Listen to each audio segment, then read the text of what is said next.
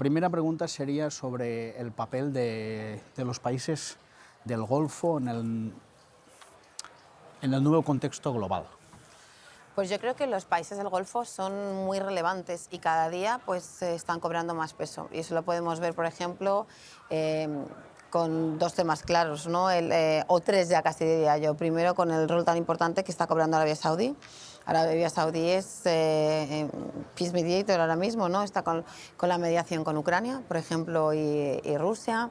Ha estado en el ceasefire con Gaza, ha estado también apoyando al gobierno y la estabilidad del gobierno sirio, con la formación del gobierno en el Líbano. Por lo tanto, creo que tiene un papel central. No en vano, la primera visita oficial de Donald Trump ha sido a Arabia Saudí. Luego está, por ejemplo, países como Qatar, ¿no? También con la mediación con Hamas, y tiene como 10 procesos de mediación abierta, solamente Qatar. Están con Ruanda, la mediación entre Ruanda, ¿no? y República Democrática del Congo, dentro de esas 10. Y luego pues UAE también, ¿no? que también lleva otros temas, ha abierto también pues, acuerdos importantes con Ucrania. Yo creo que es importante entender que los países del Golfo son economías que funcionan bien, que son socios fiables. Hay muchos estereotipos sobre lo que son los países del Golfo que la verdad que a mí me sorprende, porque en este Parlamento muchas veces también se toman decisiones basadas en muchos estereotipos que hay que romper. Hay que romperlos. Y yo creo que soy consciente de que abrir, como se está haciendo ahora, ¿no? Nuevos pactos o alianzas, ¿no? Tener como socios estratégicos, y sobre todo después de la cumbre del año pasado con los países del Consejo General del Golfo, del GCC, lo que conocemos como GCC, con el summit del año pasado, en octubre, indica que son socios fiables, que están muy cerca. Además son grandes inversores, porque no hay que decirlo, que creo que es positivo para nosotros y para ellos, con los que podemos tener un liderazgo también compartido. Hay temas todavía que a nosotros nos cuestan, que siempre hablamos de derechos humanos, tal, son temas que estamos negociando y hablando con ellos. Mismamente, por ejemplo, existe un diálogo, ¿no? sobre derechos humanos con Arabia Saudí, existe una comisión de derechos en Arabia Saudí. O sea, yo creo que se puede ir trabajando en estos temas mientras ampliamos y profundizamos nuestra relación con ellos, que son actores importantes y necesarios en el contexto en el que estamos. Cuéntanos específicamente cuál es tu trabajo como eurodiputada desde el Parlamento Europeo para precisamente promover este acercamiento, ¿no? a los países del Golfo, y que la Unión Europea como tal, ¿no? tenga una relación estratégica con estos países. Pues mira, yo soy reporter en Arabia Saudí, llevo las relaciones del Parlamento con Arabia Saudí, y eso pues me facilita mucho tener un acercamiento con los países del Golfo, y especialmente con Arabia Saudí, pero también con el resto de países del GCC. Y bueno, aquí hago muchas iniciativas, statements, pues, ¿no? eventos. Creo que es importante de construir lo que te decía, las realidades, los estereotipos que existen sobre estos países. Solicité ese reporter cuando vine aquí, también una visita desde la Comisión AFET que ya se ha hecho también de parlamentarios, que yo creo que es muy importante. Las visitas entre parlamentos es fundamental, ¿no? Porque se aprende mucho y se intercambian pues, best practices y muchas cosas que son importantes, y conocimientos sobre todo, ¿no? de lo que se hace en otros países, y ellos ven lo que hacemos también en nosotros. Mi trabajo principalmente reside en hacer eso y poner en conocimiento aquí también a los parlamentarios del día a día, ¿no? de muchas cosas. Por ejemplo, te pongo un ejemplo, yo no soy solo vicepresidenta de la Comisión de Exteriores, ¿no? sino que soy miembro de la Comisión de Comercio Internacional, lo que se conoce como INTA. Pues he metido un punto en la agenda, solicité un punto en la agenda para que la Comisión hiciera un briefing sobre los Free Trade Agreements, los bilaterales y los regionales con los países del GCC, y bueno, tuvo bastante apoyo. Yo creo que eso pues estuvo bien, ¿no? Meter en comisiones legislativas asuntos como este, que son asuntos comerciales vitales para que los diputados los conozcan. La comisión vino, nos contó, y he propuesto el otro punto para un informe de investigación que será para el Parlamento, y para que haya un hearing bueno, pues de personalidades, ¿no? que trabajan en el Consejo General del Golfo. Y yo creo que esto es importante porque das a conocer la realidad que sucede ahí. Y yo creo que pues hay interés, ¿no? porque cuando estás en las comisiones ves que la gente pregunta, además es un tema que desde que, como te he comentado antes, se hizo aquí el Summit Unión Europea-GCC, y se va a hacer otro el año que viene, el 2026, pues está suscitando interés, sobre todo por la relevancia que estos países están cobrando día a día, ¿no? Entonces yo trabajo en eso, en acercar posiciones, conocimiento y en profundizar en la cooperación y el trabajo con los países del Golfo. Y como diputada, ¿qué opinión tienes de lo que de la posición de la Unión Europea en relación a estos países, más específicamente del trabajo que hace la Comisión Europea y más específicamente del trabajo que hace el Consejo en relación a estos países? ¿Crees que hay que mejorar? Hay que mejorar, por supuesto. Creo que hemos llegado a veces, mira, nosotros solemos hacer las cosas bien. Lo que pasa es que a veces llegamos tarde. Quiero decir, ahora nos estamos abriendo, bueno, la presidenta von der Leyen anunció un Free Trade Agreement bilateral con UAE, con los Emiratos, pero se está trabajando en un strategic partnership con la región y con Arabia Saudí. De hecho, pues la Comisión anunció el otro día, ¿no? Y se nos contaba en la Comisión que el día 8 se firmó algunas directivas que están ya o se van a mandar al Consejo para trabajar con estos países. O sea, desde aquí nos damos cuenta lo importante que es la relación estratégica con los países del Golfo. Lo que pasa es que tendemos a llegar tarde a los sitios. Otros socios ya están ahí, China está ahí, los americanos están ahí. Trump ha invertido ahora más de 700.000 millones, si no me equivoco, con temas que no son menores.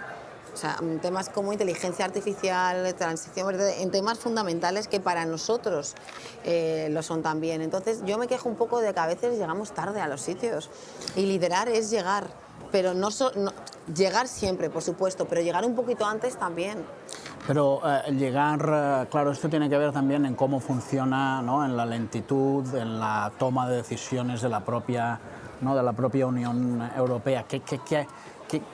¿Qué promoverías tú para que estas decisiones fueran, ¿no? Un poco más rápidas para llegar antes de lo que llegamos en estos momentos? Mira, no es solo una cuestión de burocracia, ¿vale? Que también, que yo creo que es lo que tú preguntas. Es verdad que tenemos una burocracia lenta, es una cuestión de liderazgo. Es una cuestión de liderazgo. Es decir, si ahora mismo el señor Trump no nos hubiera puesto entre la espada y la pared con los aranceles, a lo mejor no estaríamos donde estamos ahora. Y tenemos a la presidenta de la Comisión, pues con sus viajes rápidos, que está muy bien, tengo que decirlo, ya ha tenido una llamada con China, se ha movido hacia el Golfo, hacia India, no, South Africa. Yo creo que bueno, esto nos ha obligado a movernos deprisa, lo cual me alegra mucho porque indica que tenemos rapidez de reacción. Y no vamos a aletargarnos, ¿no? con esta política de Donald Trump, sino que al revés hemos respondido muy bien, consideramos a Estados Unidos un socio estratégico, pero nosotros tenemos que pensar también nosotros mismos y liderar, y sobre todo en cuestión comercial. O sea, estamos negociando con el tema de los aranceles y respondiendo también ante porque están en juego nuestros propios intereses. O sea, que en ese sentido está bien, pero el liderazgo político también se basa en saber ver dónde están nuestros socios estratégicos y actuar de manera más inminente. Esto no lo hemos hecho con el Golfo con anterioridad. Sí, pues hemos estado negociando con ellos durante los últimos 30 años, todo va muy despacio. En cambio, con otras zonas del planeta va mucho más deprisa. Y yo creo que esto también se debe a los estereotipos que tenemos con los países del mundo árabe, que te comentaba hace un momento que hay que eliminar. O sea, hay diputados que a mí me dicen unas cosas del Golfo que francamente me quedo muy sorprendida. Tú vas a Abu Dhabi, Dubái, tú vas a Riad, el Riad de hoy en día. El mundo está ahora en Riad. Las summits de United Nations, todos los eventos, las cumbres del año se están realizando ahí. Es un país que está modernizado muchísimo. En 5 años tiene una fuerza laboral de más de un 42% de mujeres. Es un esfuerzo ingente por tener un cambio, o sea, muy radical, que no existía anteriormente en el país y que también hay que poner en valor. Ha puesto ahora en marcha una legislación nueva laboral, porque sabes que nosotros miramos también mucho eso y hemos estado muy pendientes de todo el tema de los derechos laborales. Acaban de mandar un documento también con el tema de la FIFA. Nos han mandado aquí, o sea, que están trabajando en eso, están intentando ir bastante deprisa, ¿no? En muchas cosas que también nosotros no me gusta decirles exigimos, porque nosotros tenemos que acercarnos al resto de los países, los continentes, no desde el paternalismo, sino desde la cooperación. Entonces yo creo que hay una serie de estereotipos sobre los países del Golfo y del mundo árabe en general que a veces no nos permiten acercarnos con la celeridad que deberíamos. Y yo creo que eso hay que cambiarlo. Ahora estamos en un mundo también donde hay que ir muy deprisa, porque si no llegas tú, llegan otros. Mira, aquí hay que también hacer una política pragmática e inteligente. Los BRICS son otro bloque económico que están ahí. Los saudíes se han posicionado en un lugar en el que se llevan muy bien con los BRICS. Los BRICS les pidieron ingresar. Ellos están, pues, todavía se lo están pensando, aunque están muy cerca de los BRICS, porque también quieren mantener su relación con nosotros. Aprovechémoslo también, acerquemos a esos socios que son importantes para nosotros. Y yo creo que por cuestión también estratégica y necesaria es importante que lo hagamos, pero no siempre lo vemos. Entonces no solo es una cuestión burocrática, porque con otros países tardamos muchos meses en hacer las cosas, es una cuestión de liderazgo político. Entonces, liderazgo político es el que ha tenido el presidente del Gobierno de España en asistir a la cumbre de la Liga Árabe este fin de semana y ser el único primer ministro europeo que ha asistido. Bueno, es que Pedro Sánchez es especial en este sentido. Es que Pedro Sánchez, el presidente Pedro Sánchez, es el primero que ha reconocido el Estado palestino cuando estábamos en el momento, cuando nadie lo hacía. O sea, ahora que es todo tan, ¿no?, que se ve todo tan claro y que parece que gracias Francia, a Dios Reino estamos Unido... todos apoyando ahora más la Unión Europea con la revisión del acuerdo comercial. UK ha cortado las relaciones también ahora comerciales, pero han tenido que fallecer más de 60.000 personas para que esto pase. El presidente lo tenía claro y estaba solo en aquel entonces. 2 o 3 países le apoyaban. Eso es liderazgo. Pedir los fondos europeos, eso es liderazgo. Hablar de una conferencia de paz cuando nadie lo hacía y bregarse aquí para que eso pudiera salir adelante, eso es el liderazgo. Ser el primer líder europeo que estaba, bueno, el único que estaba invitado el otro día al summit de la Liga Árabe y que ha hecho una propuesta, ¿no?, con los palestinos para llevarla a las Naciones Unidas sobre el bloqueo en Gaza. Pues un montón de temas que son fundamentales. Él es que... es muy característico de la personalidad del presidente Pedro Sánchez. Y eso lo reconocen hasta la gente que no le apoya. Tiene un liderazgo claro y sabe ver los temas. Esto es una característica que ayuda mucho al presidente del gobierno y te digo, de la cual estamos muy orgullosos. Él ya había... Bueno, ahora me hace mucha gracia porque dicen, bueno, qué bien lo de China ahora con las tarifas. No, es el tercer viaje que se hace a China. Sí, sí. Cuando todo el mundo estaba con China, pues cuestionando muchas de las acciones con los chinos, el presidente ya se había pegado 2 viajes y este ya estaba planeado antes de las tarifas. Entonces yo creo que esto es importante, él ha sabido siempre ver ese tipo de cosas y yo creo que bueno, pues es importante, ¿no?, o ir a ver a Netanyahu y decirle, oye, mira, no puedes seguir matando niños en Gaza. Entonces yo creo que pues eso hay que ponerlo en valor y eso ha hecho que España sea un país que ha mantenido, ¿no?, esa línea con el Global South que Europa no mantiene porque no ha tenido, o le va a costar seguir manteniéndola porque no ha tenido una postura unificada con el tema de Gaza. Y están los alemanes, los italianos y otros tantos que no votaron ayer en el Consejo la revisión del acuerdo, ¿no? Solo la han votado 17 de 27. Te quiero decir, esto no nos favorece nuestras relaciones. Si queremos ser una Unión Europea con liderazgo, clara, que promocione los derechos humanos, entonces el presidente, claro, que sobresale, siempre, porque él sí lo tiene claro. Y eso ha hecho que él tenga una relación privilegiada con los países del sur global y que le quieran y que le respeten. Y tú cuando vas ahí oyes hablar de él. Luego, por ejemplo, con los saudíes, él ya reconoció el país, ¿no?, o sea, el esfuerzo y el rol de Arabia Saudí con todo el tema palestino. Sí, él tiene las cosas claras y las dice y eso creo que es para sentirnos orgullosos. Para terminar, una pregunta específica sobre Arabia Saudí y el papel en el conflicto Israel-Palestina, ¿no? Parece ser que la intervención, digamos que el atentado de Hamas podría tener que ver con el hecho de que Arabia Saudí estaba considerando la posibilidad de sumarse a los acuerdos de Abraham, ¿no?, entre Estados Unidos, Marruecos e Israel, ¿no?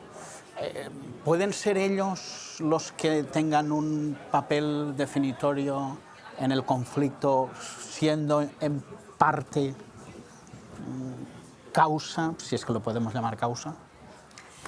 Mira, nada sucede ahí sin que los saudíes tengan algo que ver, porque es un país fundamental. Y pues te voy a profundiza en el... Vamos a empezar por lo más simple. Primero, por el peso geográfico que tiene. Simplemente, o sea, dentro de los países de la región es el país que más peso poblacional tiene. Es un país que además tiene muchísimos recursos económicos, muchísimos, y que tiene unas relaciones privilegiadas con China, con India, con los Estados Unidos, y eso hace que tenga un rol fundamental en la región. Eso no lo tiene casi ningún país. Entonces, eso ya de entrada hace que sea un país importante. Es cierto que se comentó mucho, y es verdad, que Mohammed bin Salman no es nada nuevo. En 2019 dijo que él estaría de acuerdo con los acuerdos de Abraham, ¿no? pero lo que algunos países prefieren decir normalización y otros acuerdos de Abraham, pero viene a ser lo mismo. Ya en aquel momento, un poquito más tarde, firma Bahrein. Bahrein, en muchísimas circunstancias, es indisoluble de Arabia Saudí. O sea que esto ya te indica que había una apertura hacia la firma de los acuerdos. Y quiero decir claramente que no creo ahora mismo que haya ningún país del Golfo que se oponga a la firma de los acuerdos en tanto en cuanto se respeta a los palestinos.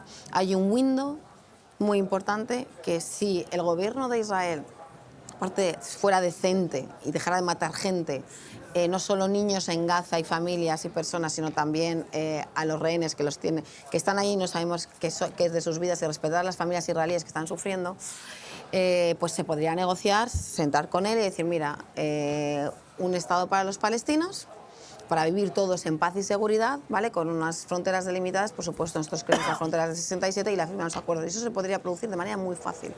Eso puede suceder, se puede dar el caso y los países árabes están abiertos a eso. Lo que pasa es que el gobierno de Israel no atiende a razones. Ha ocupado Gaza y, bueno, el West Bank ya ves, más de lo mismo. Entonces, de todas formas, aunque 7 de octubre es uno de los peores atentados que se ha sufrido en la región. Yo misma estuve en Nirot Oz y estuve en el festival viendo, ¿no? Pues, todas las víctimas asesinadas que tenían menos de 30 años. Es un horror. También quiero recordar aquí que los palestinos llevan maltratados años. Los israelíes te dicen 7 de octubre, por supuesto condenamos a Hamas, no creemos que Hamas tenga que estar en ningún tipo de gobierno en el futuro, es un grupo terrorista, eso es indiscutible, pero lo que es increíble, ¿no? Que han tenido desde el año 67 hasta el 2003 para retirarse de las fronteras, del 67 ocupadas, es un Estado ocupante. ¿Vale? Entonces, mientras haya ocupación, esto no se va a arreglar. Es tan fácil como abandonar la ocupación, pero ellos no quieren. Claro, es que tenemos un problema. Y luego podemos hablar de lo que se conoce como el día después, o de la inoperancia de los gobiernos en la parte palestina, eso es otro tema.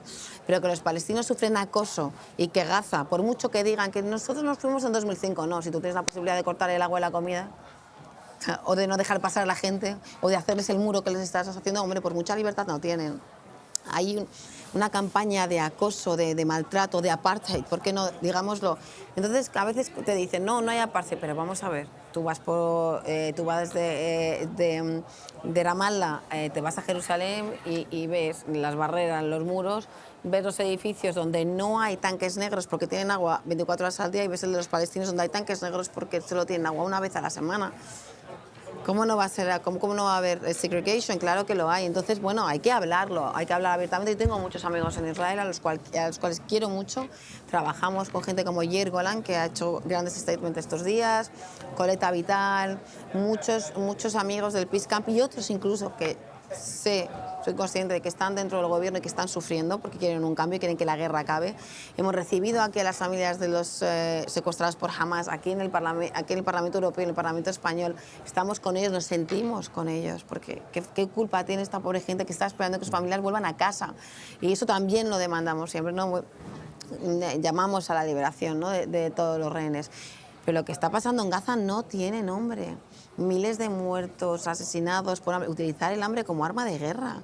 O sea, es que es tremendo, es insoportable. Entonces, los americanos siguen empujando para que se firmen los acuerdos de Abraham, pero ahora mismo los saudíes, que creo que son bastante razonables, mientras el conflicto siga, no lo pueden firmar. Porque además, ya no solo es una cuestión política, es una cuestión de la sociedad árabe.